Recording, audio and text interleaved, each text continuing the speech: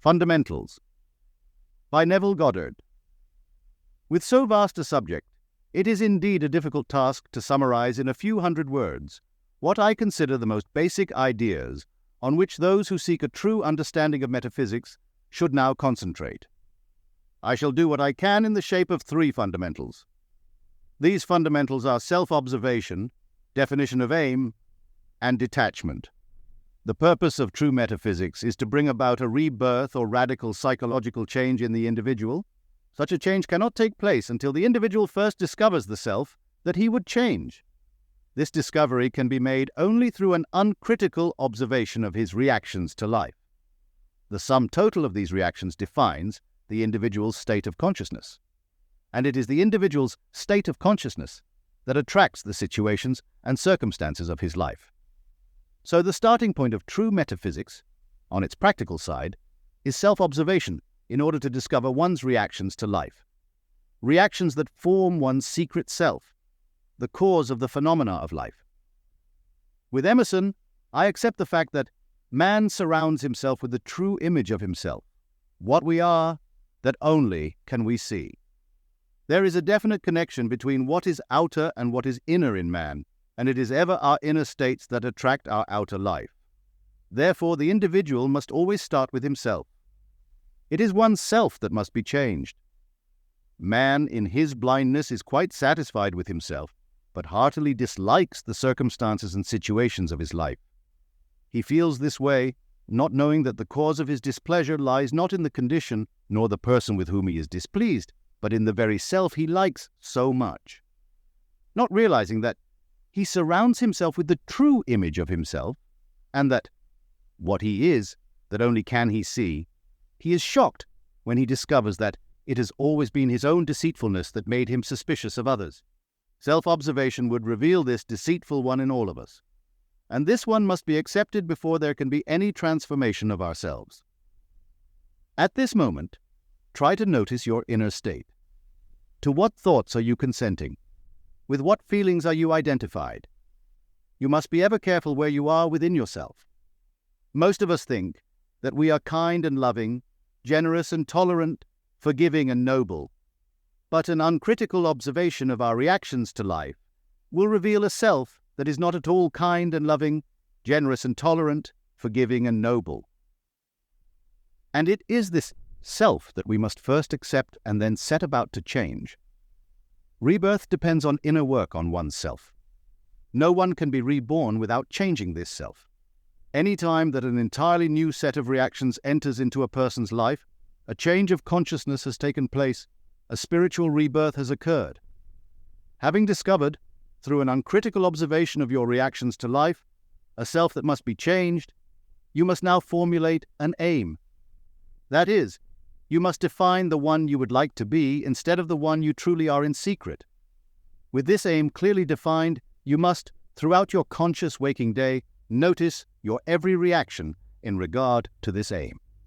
The reason for this is that everyone lives in a definite state of consciousness, which state of consciousness we have already described as the sum total of his reactions to life. Therefore, in defining an aim, you are defining a state of consciousness, which, like all states of consciousness, must have its reactions to life.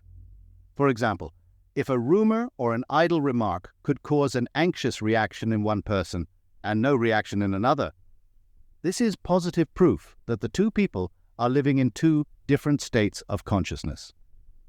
If you define your aim as a noble, generous, secure, kindly individual, knowing that all things are states of consciousness, you can easily tell whether you are faithful to your aim in life by watching your reactions to the daily events of life.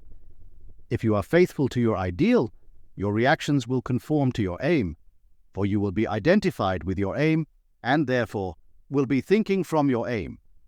If your reactions are not in harmony with your ideal, it is a sure sign that you are separated from your ideal and are only thinking of it. Assume that you are the loving one you want to be, and notice your reactions throughout the day in regard to that assumption. For your reactions will tell you the state from which you are operating. This is where the third fundamental, detachment, enters in. Having discovered that everything is a state consciousness made visible, and having defined that particular state which we want to make visible, We now set about the task of entering such a state, for we must move psychologically from where we are to where we desire to be.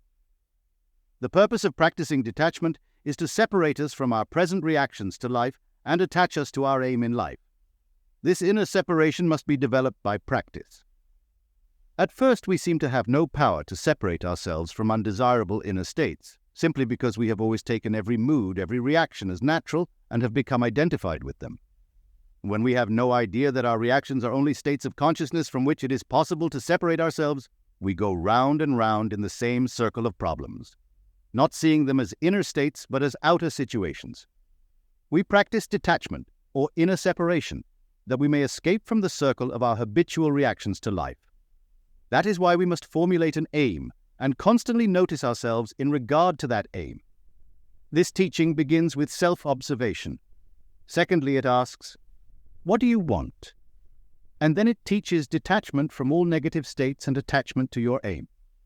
This last state, attachment to your aim, is accomplished by frequently assuming the feeling of your wish fulfilled. We must practice separating ourselves from our negative moods and thoughts in the midst of all the troubles and disasters of daily life.